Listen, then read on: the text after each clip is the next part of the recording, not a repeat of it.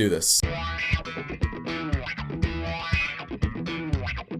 So The Accountant is a movie that came out a little while ago now, stars Ben Affleck, J.K. Simmons, Anna Kendrick, John Barenthal. It's a lot of people in this movie. And you guys might be asking yourselves, why am I reviewing The Accountant now when it came out over like 3 or 4 weeks ago? I tried to go see Hacksaw Ridge last night, but that was sold out, so I saw The Accountant instead. So hey, let's talk about it. Now, breaking down the plot of this movie is really weird because there's a lot that happens in this movie. Basically, Ben Affleck is this guy, he has autism, and that makes him really good with numbers and accounting, and he's really smart. And he does accounting and money laundering for some really shady businesses. He ends up trying to find a legit job and he works with John Lithgow, but then he finds out there's some stuff in there that's kind of shady anyway, so he's like, you know, his accounting job comes into play there. And all the while, there's J.K. Simmons and his assistant who's trying to capture Ben Affleck. And John Barenthal's in the movie he's trying to capture Ben Affleck, I think. Basically what I'm trying to say is this movie's all over the place plot-wise. But if I'm just starting out with the cast in this movie, Ben Affleck, awesome in this movie. I totally bought him as the accountant in this movie. He's given a pretty cool backstory as well. He's one of those guys, like, I don't know if I'd want to hang out with him, just because I'm never entirely sure what's going on in his head. Like, I don't want him to snap and break my neck. But Ben Affleck is subdued when he needs to be, but he also freaks out when he needs to. And this could have gone completely wrong. Like Robert Downey Jr. says in Tropic Thunder,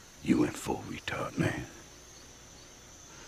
Never go full retard." So if Ben Affleck overcooked this a little bit, it could have been really stupid. He didn't do that. He was really awesome. Everyone else in this movie I also thought was really good. You know, J.K. Simmons, Anna Kendrick, John Barenthal, Jeffrey Tambor's in it for a little bit, John Lithgow's in it for a little bit. The issue I found with this movie is that there's so many plots going on that the story starts to get really convoluted. I think either the whole J.K. Simmons plot or the whole John Barenthal plot could have been cut out of this movie completely. Now, because of the nature of the story, there are a lot of twists and turns. This movie just tries to throw a lot at you at one time, and I feel like even getting to the end of the movie, there's about one scene in there I feel like they were missing to explain the whole climax. You kind of got the gist of it, and I like how this movie didn't have to spell everything out 100% for you. It did kind of rely on you to piece things together on your own. But there were still a couple things where I was like, alright, so if this guy did that, and then this is there, and then this happened there. There's a couple of flashbacks in the movie as well. A couple of them have to do with Ben Affleck's past. I thought for the most part those worked. There was 1 or 2 of them that just seemed oddly placed and they slowed the movie down. But then there's another segment of flashbacks. They all happen at once and they're trying to tell a story, but they put them all out of order. Like it's scene 1, scene 2, and then they do scene 1 again, even though scene 1 takes place